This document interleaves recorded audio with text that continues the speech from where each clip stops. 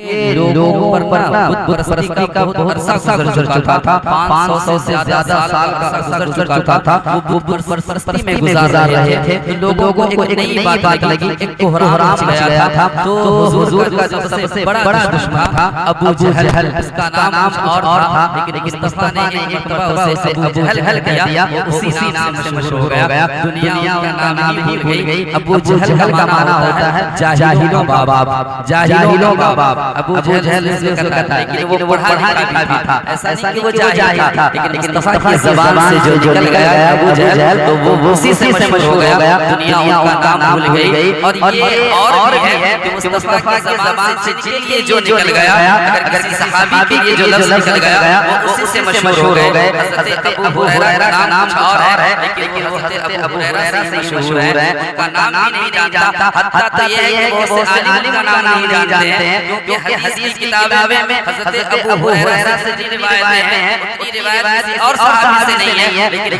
हर जगह अबू हुरैरा क़ाल अबू हुरैरा यही है। कहीं हज़रत अबू हुरैरा का नाम मज़कूर नहीं है हदीस के मतन की किताबों में। तो हुज़ूर मुस्तफा ने जिसको जो कह दिया वो उसी से मशहूर हो गया, वो उसी से मशहूर हो गया। क्योंकि मुस्तफा की ज़बान से जो बातें निकलती थी वो होकर रहा करती थी, वो होकर रहा करती थी। क्योंकि मुस्तफा बोला करते थे, कुरान कहता है वमा यंतिक़ु अनिल हवा इन हुवा इल्ला वह्युन यूहा, कि ये वो नबी है जो अपनी ज़ात से या अपनी तरफ से कुछ नहीं बोलते, ये वही बोलते हैं जो अल्लाह इन्हें फरमाता है। अल्लाह के हुक्म से ये बोला करते हैं। तो ऐलान नबुव्वत जब आपने किया तो अबू जहल आपका सबसे बड़ा दुश्मन था। इसका एक दोस्त था हज़रत हबीब यमनी, ये अब ईमान लाए थे।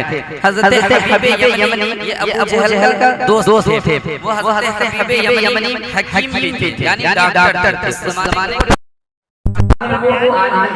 बड़े लिखे भी थे। तो अब क्यों ना क्यों ना हुजूर को हबीब यमनी से दिखाया जाए। अगर हुजूर कोई बीमारी होगी तो हबीब यमनी का इलाज कर देंगे, या अगर ये जादू करते होंगे तो हबीब यमनी पढ़े लिखे आलिम हैं, वो समझ जाएंगे कि ये जादूगर है। फिर की बात जब यहाँ हो जाएगी कि ये जादूगर है, फिर इनको बदनाम किया जा सकता है, उनको मक्के से निकाला जा सकता है। तो अबू जहल ने अपने दोस्त हबीब यमनी के पास एक खत लिखा और कहा, दोस्त जैसे ही मेरा खत मिले जितना जल्द हो सके तुम मक्का तशरीफ ले आओ, मक्का चले आओ। हज़रत हबीब यमनी अभी ईमान नहीं लाए थे।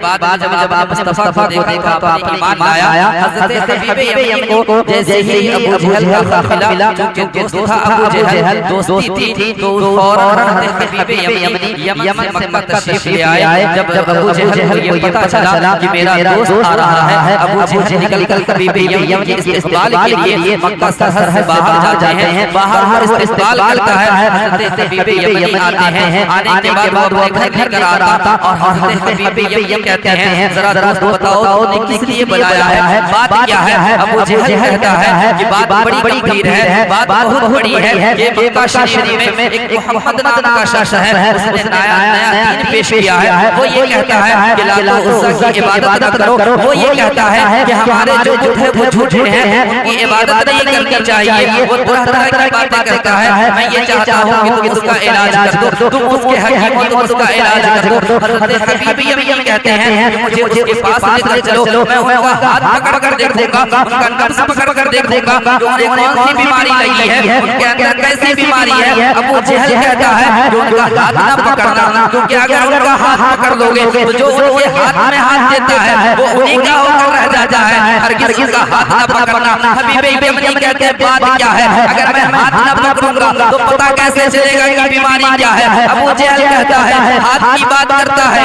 एक मर्तबा मैं भी मुस्तफा के पास गया था, अपने हाथ में कंकरियां छुपा कर गया था, मैं ये जांचने के लिए कि मुस्तफा अगर कभी है तो वो बता दे मेरे मुट्ठी में क्या है। मैं अपने मुट्ठी में कंकरियों को लेकर मोहम्मद की बारगाह में गया, मोहम्मद से ये अर्ज किया, ऐ मोहम्मद अगर तू नबी है तो जरा ये बता दे कि मेरे मुट्ठी में क्या है। तो मोहम्मद ने ये कहा, अबू जहल अगर मैं बताऊं कि तुम्हारे मुट्ठी में जो है मैं उससे गवाही दिला दूं। अबू जहल ने कहा मैं अपने से खुश हो गया। कंकर क्या बोला करते हैं, कंकर की क्या ज़बान होती है, कंकर से क्या आवाज आने वाली है। मैं इस खुशी में था कि अब मोहम्मद फंस गए।